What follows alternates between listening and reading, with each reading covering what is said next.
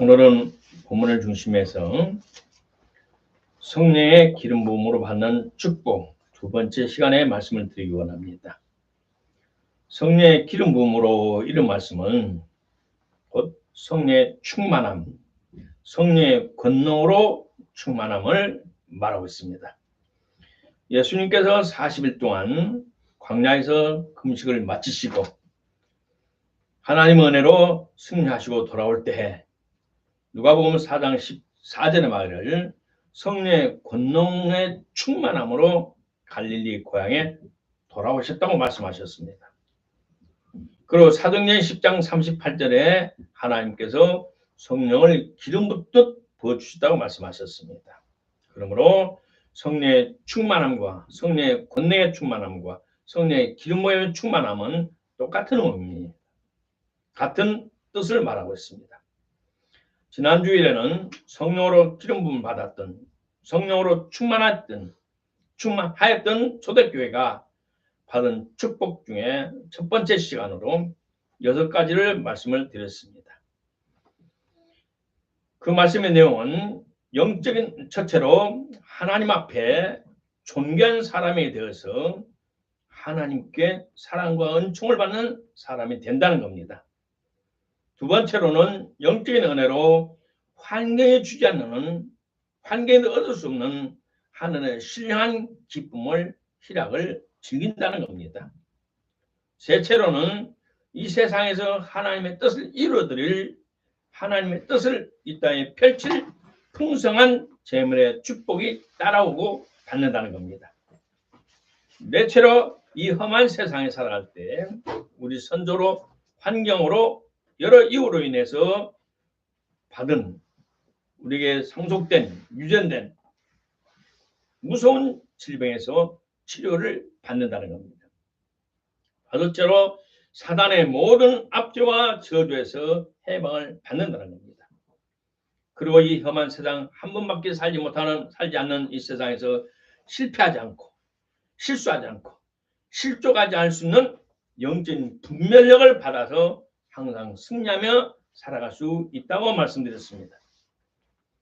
오늘은 지난 시간에 이어서 다시 두 번째 시간으로 성령 충만했던 초대교회가 받았던 영적인 축복을 우리 모두가 이어받기를 원합니다. 그 당시 초대교회 신자들은 예수님을 설교를 직접 들은 사람도 있었고 또 기사와 이적을 체험한 사람도 많았습니다. 들판에서 보리떡 5개와 물고기 2마리로 5,000명 이상을 먹일 때 그 빵도 먹은 사람도 있고 또 병에서 고침받은 사람도 있고 수많은 사람들이 있었습니다. 그런데도 예수님을 십자가에 달릴 때, 매달릴 때 영적인 소경과 제사장들과 바리새인들과 서기관들이 출교한다는 협박과 위험 아래 그들은 육신을 살기 위해서 예수님을 십자가에 못 박으라고 바라바 살인자를 내놓고 예수님을 못 박으라고 고함을 치는데 동조했습니다. 진짜로 죽었던 예수님께서 사흘 만에 무덤에서 부활하시고 40일간 예루살렘과 이스라엘을 다니시던 모습을 그들은 보며 소름이 돋았습니다. 그가 진짜 메시아인 것을 그들은 깨달았습니다. 그러나 감히 예수님의 제자들과 같이 할 수 없었습니다. 다행히 마가다락방에서 120명의 제자들이 모여서 합심하여 기도할 때 하늘로부터 강림하신 성령을 충만히 받고 겁쟁이 베드로가 뜨거운 설교를 전할 때 그 설교를 들었던 사람들이 가슴을 치면서 형제들아 우리가 어찌할꼬 하면서 그들이 예수님을 메시아로 3,000명이 주님 앞에 예수님을 구주로 믿고 돌아왔습니다. 그때부터 시작한 하나님의 교회, 주님의 예수님의 교회는 오늘날까지 수많은 우여곡절과 고난 속에서도 명명을 유지하고 있고 수많은 인류를 구원하고 있습니다. 사단이 창악한 종교, 무슬림, 힌두교, 천주교, 일본 신사, 소련과 중국의 공산당, 북한의 주사파, 신신학주의와 자유주의자들로부터 많은 핍박을 받았을지라도 성령으로 충만한 하나님의 자녀들은, 하나님의 사자들은 동서사박 다니면서 목숨을 내놓고 순교를 각오하고 전 세계 복음을 전했고 우리 땅 대한민국 조선에까지 복음이 왔습니다. 그지 나라도 초대교회를 사랑하는 사모하는 수많은 성도들이 지금도 핍박과 어려움 속에서도 믿음을 지키고 하나님의 교회를 유지하고 있으니 얼마나 감사합니까? 초대교회 성도들은 국적과 피부와 신분을 초월하여 서로 사랑하였고 열심히 과와 과부를 구제하였고 받은 성령의 충만함을 복음을 영혼을 구하는 생명의 복음을 땅끝까지 전파한 것을 전제로 합니다. 오늘 은혜 받을 첫 번째로 성령의 충만한 그들은 초대교회 성도들은 먼저 그의 나라와 그의 의를 구하였다는 것입니다. 우리 신자들이 세상을 살아가면서 세상에 살면서 세상의 영향을 아주 크게 받습니다. 세상이 원하는 것들은 하나님의 계획과 의도와 생각을 접어버리고 거역하고 대적한다는 것을 모릅니다.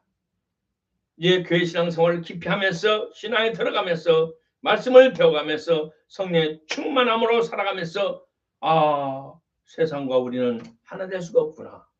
그것을 이해하게 됩니다. 왜냐하면 세상은 사탄이 통치합니다. 세상을 통치하는 사탄과 우리를 장악하시고 우리를 주장하시고 우리를 사랑하시는 하나님의 영이 같지 않다는 것을 알게 됩니다. 그래서 우리는 성도들은 예수를 믿고 나서 시간이 갈수록 세상과 갭이 생긴 것을 깨닫게 알고 이 세상을 살아갈 때 하나님의 지혜와 하나님의 도우심과 하나님의 말씀이 필요한 것을 알게 됩니다. 하나님은 사탄을 통치하시지만 우리 인류의 선조인 아담 하와가 가진 통치권을 우리 아담 하와가 합법적으로 넘겨주었기 때문에 공의 하나님께서 어찌할 수 없이 그가 세상을 통치하도록 허락하셨습니다. 그러나 이 세상은 결국은 하나님을 대적하고 하나님을 거역하고 하나님의 뜻을 회면하고 박멸하는 이 사탄의 장난은 결국 하나님께서 훗날 무섭게 처리하시겠지만 이 땅에 살고 있는 우리들에게는 상당히 괴로움과 어려움을 주고 영향을 끼치려 합니다. 세상은 한마디로 말하면 도둑질하고 죽고 멸망시키는 것입니다. 세상은 직간접적으로 하나님을 대적하며 하나님의 백성들을 달면 삼키고 쓰면 뱉는 것이 세상의 풍조입니다. 이러한 것들은 야고보서의 3장에 말하기를 이러한 지혜는 위로부터 하늘로부터 내려온 것이 아니오 세상적이고 정욕적이고 마귀적이다라고 분명히 말하고 있습니다. 하나님의 자녀들이 거듭나서 하나님의 자녀가 되면 그때부터 하나님의 말씀과 성령의 도심으로 말미암아 우리는 새로운 목표와 가치관과 새로운 사람의 처세수로 살아가야 됩니다. 그런데도 아직 성령 받지 않은 성도들은 신자들은 아직도 동창생들과 친구와 선배들을 비교하면서 세상의 가치관을 가지고 살아가는 어리석음을 범하고 있습니다. 그러므로 말미암아 시험이 떠나가지 않고 어려움과 고난과 고통이 다가옵니다. 우리는 하나님의 자녀입니다. 그러므로 하나님의 자의 새로운 삶의 목표, 가치관, 처세술을 가지고 살아야 됩니다. 요한일서는 이렇게 말합니다. 이 세상이나 세상에 있는 것들을 사랑하지 말라. 누구든지 세상을 사랑하면 하나님 아버지의 사랑이 그 속에 있지 아니하니 이는 세상에 있는 모든 것이 육신의 정욕과 안목의 정욕과 이생의 자랑이니 이런 것들은 하나님께로 쫓아온 것이 아니오 마귀로부터 쫓아온 것이라. 그러므로 하나님의 자녀와 마귀의 자녀는 확실한 구별이 있는 겁니다. 나는 지금까지 살아오면서 하나님의 자녀란 사실과 하나님의 종이란 자부심을 갖고 아무리 어려워도 세상과 짝하지 않으려고 몸부림을 쳐왔습니다. 이것이 하나님의 자녀의 도리입니다. 민족의 흥망성쇠도 우리 모든 사람의 생사와 화복도 결국 하나님께서 주관하고 장악하고 있습니다. 주님의 재림임박한 마지막 세대를 살아가는 저와 여러분은 초대교회 성도들이 그 어려운 환경 속에서도 그의 나라와 그의 의를 구하면서 살아온 것 같이 우리도 당연히 그렇게 살아가야 됩니다. 초대교회 성도들은 그 당시 로마 시대에 1%도 안 됐습니다. 1%도 안 됐습니다. 0.7%가 말합니다. 그렇게 적은 숫자지만 또 그들 중에 80%는 노예라고 말합니다. 노예. 사회의 각 바닥에 제일 밑바닥이 노예입니다.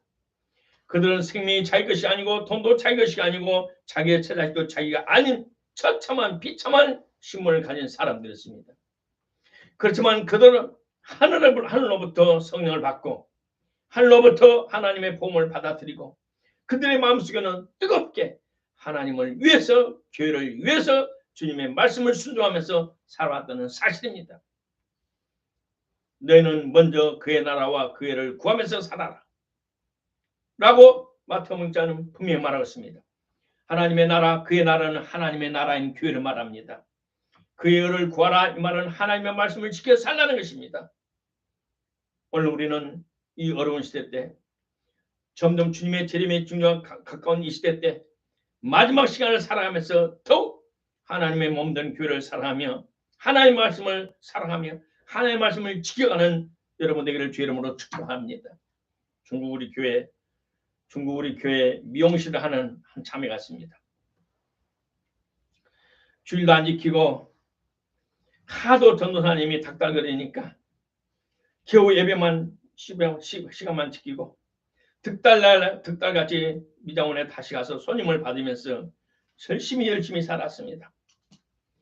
그랬더니 돈을 많이 번다고 소문이 나서 강도가 두 번 들어와서 돈을 훔치면서 손에 든 몽둥이를 쳐서 왼쪽 머리가 깨질 정도로 두 번이나 맞아가지고 죽을고비를 두 번이나 넘겼습니다. 그 아들을 키워가면서 이제는 돈벼락을 맞고 싶어서 몸부림을 치다가 결국 그 돈을 벌어서 자식이 줬는데 자식은 방탕했어요. 그런데도 하나님께서 축복하셔서 좋은 직장을 다녀요. 그런데 이 자매가 어찌 그리 욕심이 많은지 주님보다 돈을 더 많이 사랑해요. 그래서 그 많은 어려움 맞고 나중에는 머리에 옛날 상처받았던 것이 아파서 몸부림을 쳐요. 어느 날 새벽에 기도하니까 우리 그 담임 전도사님이 왼쪽 머리가 깨지게 아파요. 나하고 20년 넘도록 같이 교제하고 기도했던 전도사님 머리가 아픈 적이 없는데 왜 머리가 아프냐 그랬더니 어저께 그 자매하고 한 몇 시간 상담을 했더니 제 머리 왼쪽이 깨지려고 아픕니다. 속에서 아픕니다. 그러냐? 그래 되게 이렇게 뭐라 해라. 너 만약에 그렇게 돈 많이 벌어서 아침부터 아침 8시부터 밤 10시까지 벌어가지고 네 몸에 병 나서 식물인간이 되고 아팠던 거 재발해서 병원에 누웠으면 그 돈이 어디다 된 무슨 돈이 되느냐? 이제 이렇게 미장원도 네가 샀고 자식도 직장 다녀서 평균 소득 이상 벌고 있으니 너는 더 이상 돈에 매지 말고 열심히 주님을 섬기라고 제가 혼을 내놨습니다. 오늘 오직 주님 중심으로 몸된 교회 중심으로 하나님의 말씀 중심으로 살아갈 때 하나님께 우리의 생명을 책임지십니다. 우리의 모든을 책임져 주십니다. 그랬더니 그 자마가 회개하고 정신을 차렸다고 일날을 받았습니다. 두 번째로 성령 충만한 초대교회 성도들은 모든 고난과 고통을 감내했어요.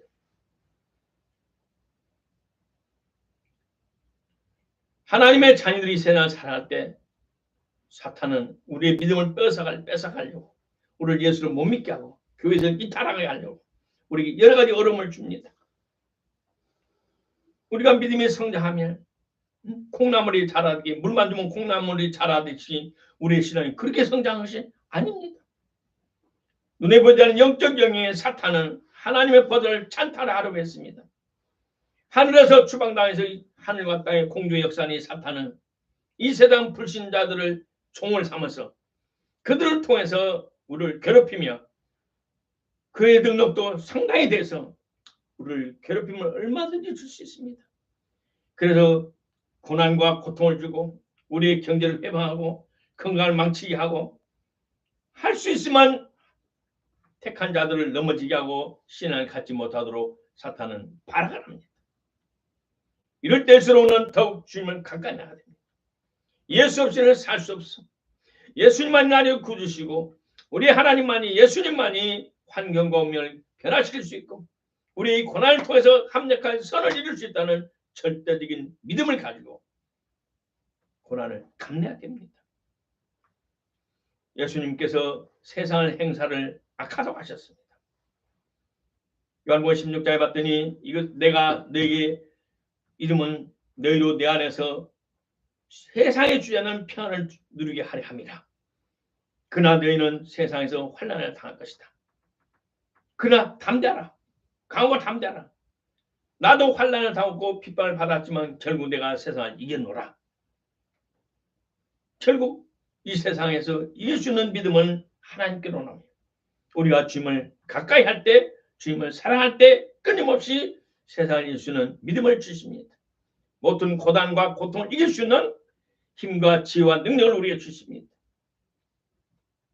일본 놈들이 우리 조선을 불법으로 강제 합병한 후에 36년간 식민지 통치를 하면서 우리 조선 사람이 이렇게 말을, 조선 교회 이렇게 말을 했어요. 너희 영혼은 천국을 가라.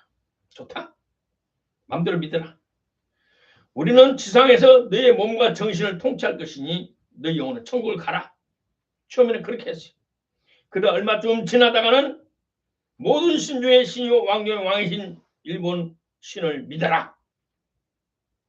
그러면 강요를 했고, 그러다 한국교 일부 경건한 목사님들과 장로들이 예수님만이 우리의 구주시라고 다른 신과 다른 주와 다른 왕은 없다라고 저항했고 순교를 당했습니다.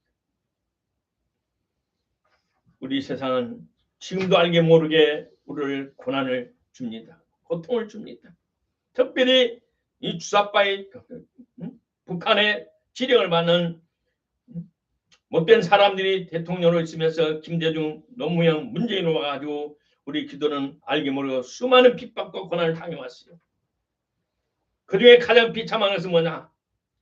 성도들의 헌금을 축복받지 못하도록 가르쳤어요. 연말 되면 모든 직장인들이 헌금했다고 기부원 증명서를 달라고 말합니다.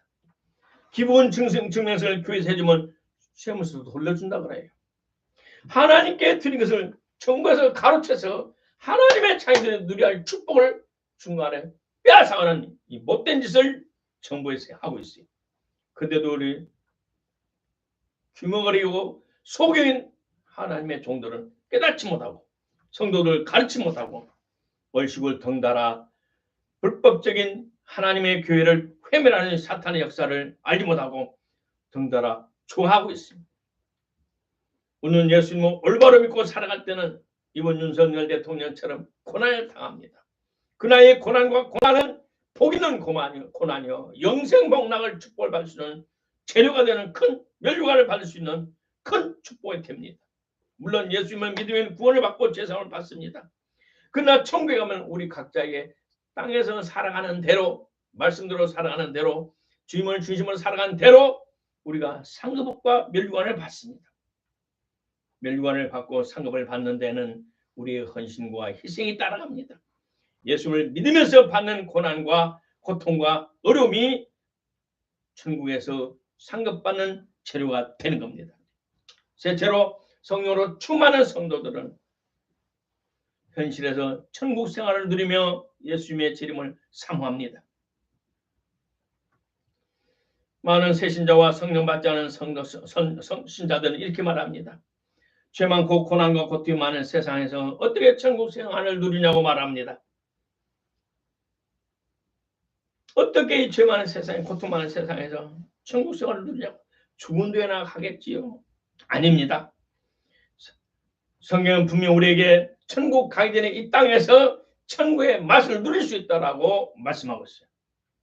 마가복음 4장에 봤더니 예수님께서 하나님의 나라는 사람이 씨를 땅에 뿌린 것 같으니 밤낮 자고 깨내고 하는 중에 씨가 자라나서 처음에는 싹을 나고 다음은 이삭을 나고 날면은 충실한 곡식을 낳는다고 말합니다. 하나님의 나라의 말씀의 씨가 우리 마음에 떨어집니다. 하나님의 말씀이 우리 옥토에 떨어지면, 좋은 땅에 떨어지면 이 말씀은 하나님 은혜로 말미암아 싹이 나고 잎이 나고 자라나기 시작합니다. 형제들의 따뜻한 사랑과 쉬지 않는 성령의 은혜인 이슬과 단비가 내릴 때 이 새싹은 자라나고 잎이 나고 때를 따라 꽃을 피고 열매를 맺습니다. 하나님 말씀을 따라 살아갈 때 하나님은 끊임없이 하늘 같은 이슬 같은 은혜, 단비 같은 은혜, 때를 따라 태양과 비를 주면서 우리의 속사람의 생명 성장하고 자라납니다. 누가복음 17장 말하기를 바리새인 하나님의 나라가 어느 때에 임하겠나이까 묻거늘 예수께서 대답하여 가라사대 하나님의 나라는 볼 수 있게 임하는 것이 아니고 또 여기 있다 저기 있다 못하라니 하나님의 나라는 너희 안에 있느니라. 하나님 나라는 먼저 우리 안에 이루어집니다. 먼저 우리 안에. 하나님의 나라는 영적 영역에서 내 영혼에 먼저 이루어지고 훗날 때가 되면 물질계에 새로운 나라가 이루어집니다. 로마서 14장 말하기를 하나님의 나라는 먹는 것과 마시는 것이 아니요 오직 성령 안에서 의와 평강과 희락이라. 우리가 환경을 초월하는 물질이 먹고 마시는 것이 아닌 환경을 즐기는 것이 아닌 성령 안에서 우리 마음의 평안, 담대함, 기쁨, 그 다음 어디 갔어든지 하나님의 자녀다운 본분을 다하갈 때 하나님 나라가 이 땅에 이 마음에 이 영적인 영역 내 영혼 속에 이루어진다는 겁니다. 내 속에 하나님 나라가 임할 때 내 환경은 점점점 하나님 나라로 바꿔져 갑니다. 지옥 같은 가정이 행복한 신혼초에 같은 행복한 가정으로 또 어려웠던 참 힘들었던 사업장이 하나님의 나라의 풍성함과 기쁨과 행복이 넘치는 사업장으로 이 나라가 복잡하고 어려운 잔인하고 내혹한 이 사회가 하나님이랑 이루어진 나라가 이루어진 성도들이 모여 살기 때문에 이 사회에서 불법, 불의, 더러운 추악, 부정, 이 못된 것이 사라지고 서로 믿고 신뢰할 수 있는 아름다운 사회 천국이 이루어져 간다는 겁니다. 그러면서 고린도전서 4장에 사도 바울은 말합니다. 하나님의 나라는 말에 있지 않고 오직 하나님의 능력이 있습니다. 성령에 충만한 사람은 하나님의 나라를 마음에 성취하고 마음에 가지고 있고 하나님의 능력이 임마누엘 같이 해서 이 어두운 세상을 밝게 하고 잔혹하고 내혹한 사슬을 서로 사랑하고 따뜻하게 할 수 있는 좋은 세상을 만들어 간다라고 말하고 있어요. 성령으로 충만한 저와 여러분은 초대교회 성도들이 그 당시 어려운 환경 속에서도 심령의 천국을 누리고 주님의 재림을 사모같이 저와 여러분도 이 험한 세상에서 하나님의 주시는 나라를 심령에 품고 그걸 즐기며 삶 속에 적용하며 현실에서 승리하며 하나님의 축복을 누리가는 저와 여러분 되기를 주 이름으로 축복합니다. 넷째로 성령으로 충만한 초대교회 성도들은 신망이가 넘쳐났습니다. 아주 오래전부터 물질이 아니며 무형이며 영적인 정신적인 신망에는 유형인 물질계를 지배한다고 알려왔습니다. 다시 말해 눈에 보지 않는 우리의 믿음이 소망이 사랑이 우리 실제적으로 환경과 운명을 변화시킨다는 겁니다. 눈에 보이지 않는 우리 마음의 재산, 정신적인 재산, 영적인 재산이 실제적으로 환경을 재창조하고 정복하고 변화시킨다는 겁니다. 특별히 우리는 예수님을 구주로 믿고 하나님의 아버지를 모시며 보혜사 성령님과 더불어 살아가는 하나님의 거룩한 자녀입니다. 그러므로 신앙에서 하나님의 말씀에서 성령을 주시는 신망에는 만물을 창조하신 하나님으로부터 온 것이기 때문에 더욱 위대한 권능을 가지고 있습니다. 우리의 믿음은 참으로 위대합니다. 데살로니가 교회에 말하기를 우리가 너희를 위하여 항상 하나님께 감사하고 기도할 때 너희를 생각한 것은 말한 것은 너희의 믿음의 역사가 나타났고 사랑의 수고가 있었었고 소망에는 인내가 있었다. 그러므로 데살로니가 교회를 우리는 기억하고 있다. 그러므로 하나님의 사랑을 받은 데살로니가 교회의 형제들아 하나님 너를 특별히 사랑함을 아노라. 그리고 너에게 이런 것들이 믿음, 소망, 사랑의 성령과 능력으로 된 것이니 너무나 기쁘다. 라면서 사도 바울은 동서 사방 교회 데살로니가 교회 신망의 신앙을 전했고 그것이 모든 교회에 전파되어서 초대교회 모든 교회는 어려움 속에서도 믿음을 지켰고 어려움 속에서도 사랑했고 어려움 속에서도 소망을 가지고 끝까지 견디면서 승리했습니다. 믿음은 현실에 나타나는 하나님의 권능이 나타남을 말합니다. 나타남의 재료가 됩니다. 믿음은 하나님의 권능이 내 삶에 나타낼 수 있는 재료가 됩니다. 믿음 없이는 하나님을 기쁘시게 못한다고 말씀입니다. 그러므로 저와 여러분은 불가능을 가능케 하는 하나님의 주시는 말씀을 믿어야 될 것입니다. 오늘 우리는 정말 하나님 우리와 임마누엘을 같이 하시는 체험을 증가될 때입니다. 또 하나님의 사랑이라는 것은 희생이 아니고는 안 됩니다. 말로만 될 것은 아닙니다. 사랑이라는 것은 희생이라는 대가를 치르면서 나타나는 것이 사랑입니다. 우리의 소망은 너무나 많은 사람들이 눈에 보이는 물질적인 것, 세상적인 소망을 너무나 강력히 추구합니다. 아닙니다. 초대교회의 소망은, 성경적인 소망은 영적인 것입니다. 영혼이 잘되는, 신앙이 잘되는, 하나님을 뜨겁게 사랑하는, 말씀대로 살아가는 그 소망을, 신뢰한 복을 가질 때 육신의 것은 따릅니다. 영혼이 잘되는 신뢰한 복을 먼저 소망하고 사모하고 악망하고 추구해야 될 것입니다. 아멘.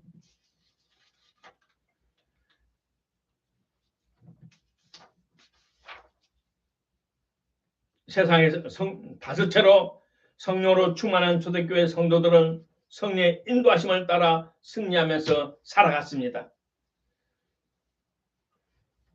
우리의 하나님은 사랑하는 이스라엘 곧 영적인 자녀 우리 모두가 승리의 삶을 살기를 소원하십니다.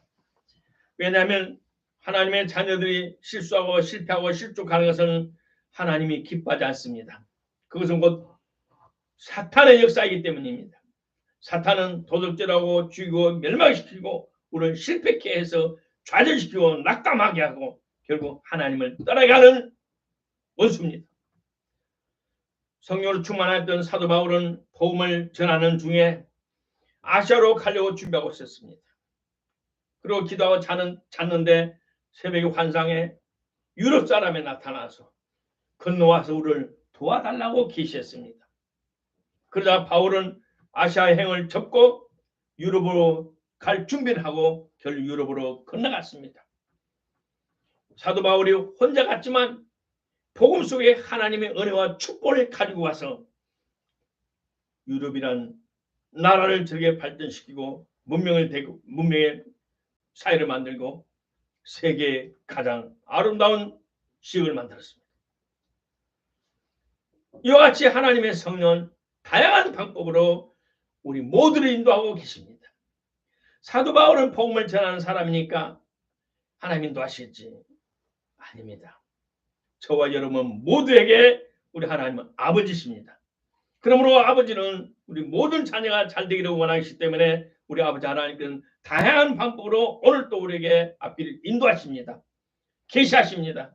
지시해 주십니다. 말씀해 주십니다. 세상에서 가장 힘든 일이 복음을 전파하는 일입니다. 다른 일들은 24시간 힘들지 않습니다. 힘든다 해도 어느 기간이 정해져 있어요. 저도 목회를 하면서 또 신학을 하면서 중간에 힘들 때 4층까지 옛날에 벽돌을 쥐고 일주일 동안 노가다를 해봤어요. 벽돌을 청년이니까 벽돌을 짊어지고 올라가는데 다리가 후들후들 떨리고요. 시골에서 컸으니까 나무도 했고 지게도 졌었고 니아까도 끌었었고 시골 청년이니까 다 했어요. 그날 이제 시내 나와서 목회 신학을 하면서 전도사 나가기 전에 또 엄마와 동생들 먹이 살리는데 좀 도와줘야 되니까 뭐 정상적인 직장을 얻을 수 없고 방학 때 그 노가다 가서 벽돌을 치고 4층 올라가는데 다리가 후루두두를 땀이 둘둘 이틀하고 나니까 죽어도 못하겠어요. 그래도 3일째 된 날 다시 나갔어요. 나중에 사흘 되니까 못 일어나겠어. 일어날 기운도 없고 힘도 없어. 아니야, 내가 방학 때 조금만 해야 돼. 그래 동생들 먹고 살지. 그래 힘들지만 딱 일이 끝나고 며칠 쉬고 건강이 가뿐해요. 그 나이 목회라는 것은 24시간 악마와 싸우는 거예요. 악마와 싸움. 악령과의 싸움이에요.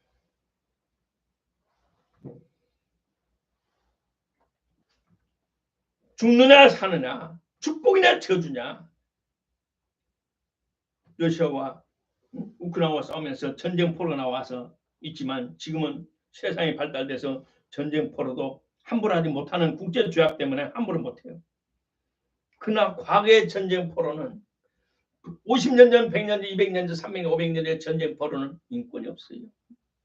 걔보다 대접을 못 받았어요. 그와 같이 영적인 자연한 영적인 전투에서 죽느냐 사느냐, 축복이냐 저주냐. 나는 물론이와 나를 믿고 따라오는 성도들까지 그 책임을 지고 몸부림치는 거예요. 그것이 목자의 마음이에요. 그것이 목자의 삶이에요. 그래서 성도들이 올바른 길, 축복된 길, 하나님 은혜 가운데 살도록 24시간이 부족해요. 사실 음식이 부족해요. 예수님께서 제자들에게 말씀하셨어요. 요한복음 9장에 봤더니 내가 세상에 있는 동안은 세상의 빛이라. 빛 가운데 다니면 실족하지 않는다. 어둠 가운데 다니면 그 사람 속에 빛이 조명이 없으므로 실족하느니라. 요한복음 12장에 잠시 빛이 너 중에 있으니 빛이 있을 동안에 다녀 어둠에 붙잡히지 않게 하라. 어둠에 다니는 자는 그 가는 바를 알지 못하느니라. 빛 대신 자신을 말했고 빛 대신 복음을 말했고 빛 대신 여호와 하나님을 사랑하라고 말씀했고 빛이 있는 등대 하나님의 등대를 떠나지 말라고 말씀하고 있어요. 사도행전의 저자인 누가, 사도행전의 저자인 누가는 예수님께서 인류를 구원하시면서 하셨던 위대한 일에 대해서 이렇게 말합니다. 그 눈을 뜨게 하여 어둠에서 빛으로 사단의 권세에 하나님께로 돌아가게 하고 죄의 삶과 나를 믿어 거룩게 된 무리 가운데서 기업을 얻게 하리라. 영생의 기업, 땅의 기업을 얻게 하렵니다. 눈을 뜨게 하여 어둠에서 빛으로 사탄의 손아귀에서 하나님의 품으로 돌아가게 하고 저주받을 죄의 사함을 받고 거룩한 자녀가 되어 하나님의 기업을 받게 하려라라고 사도행전의 저자 누가는 예수님에 대해서 말했어요. 그 예수님의 상께로부터 예수님으로부터 부름과 사명을 받은 성직자들은 이처럼 예수님의 발자취를 따라갑니다. 그 길이 쉬운 것이 아닙니다. 내가 5만 가지 경험을 다 했지만 목회보다 더 있는 일이 없어요. 너희가 전에는 어둠이더니 이제는 주 안에서 빛이라. 빛의 자녀들처럼 살아가라. 오늘 성령 안에서 빛 안에서 살아갈 때 실수하지 않고 실족하지 않고 실패하지 않습니다. 그러므로는 성령의 충만함을 받아야 됩니다. 사도 바울은 로마 교회 형제들에게 목자와 양의 비유로서 이렇게 말합니다. 너희들은 곧 하나님의 자녀들은 목자의 인도를 받는 어린 양이라고 말했습니다. 로마서 8장에 무릇 하나님의 영으로 인도함을 받는 그들은 곧 하나님의 아들이라. 너는 종의 영을 받지 않고 하나님 아버지의 양자의 영을 받았으므로 하나님을 아버지라 부르느니라. 다시 말해 하나님의 자녀는 하나님의 아들은 성령의 인도함을 받는다고 말씀하셨습니다. 이 어려운 세상에 살아가면서 빛 대신 예수님을 모셨고 빛이신 성령을 모셨기 때문에 또 아버지께서 우리를 인도하신다고 약속하셨기 때문에 어떤 형편과 처리에 있더라도 먼저 성령의 인도, 빛의 인도를 받고 살아가기를 축복합니다. 아멘. 마지막 초대교회 성도들은 하나님의 마음에 합당한 성도로 곧 온유하고 겸손한 삶을 살아왔습니다. 신구약 성경에 수많은 사람이 출생했고 죽었습니다. 수많은 사람들의 이름이 성경에 기록되어 있습니다. 그러나 구약이 지나고 신약 시대가 시작되면서 성경이 첫 시작되면서 시작은 다윗의 자손 예수 그리스도의 세계라. 다윗이라는 사람이 나옵니다. 옛말에 조선의 우리 한국말에 호랑이는 죽어서 가죽을 남기고 사람은 죽어서 이름을 남겨야 한다고 그렇게 한 말이 있습니다. 맞습니다. 우리 예수님의 이름을 부르면 예수님의 하나님의 성령 역사하십니다.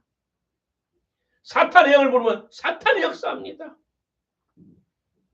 오늘 우리는 예수 이름으로 죄산 받았고 예수 이름으로 구원을 받았고 예수 이름으로 성령님 우리의 임재하십니다.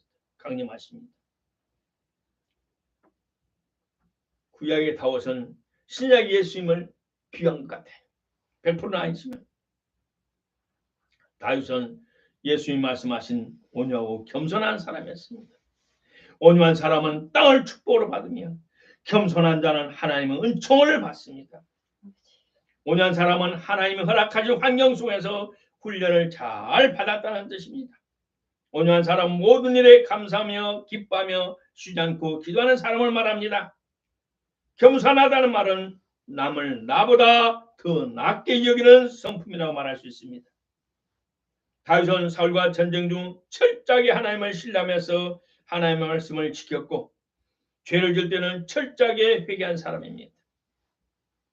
결론적으로 성령으로 충만한 초대교회 성도들과 같이 오늘날도 성령으로 충만한 성도는 가장 먼저 하나님의 나라와 하나님의 를 구합니다.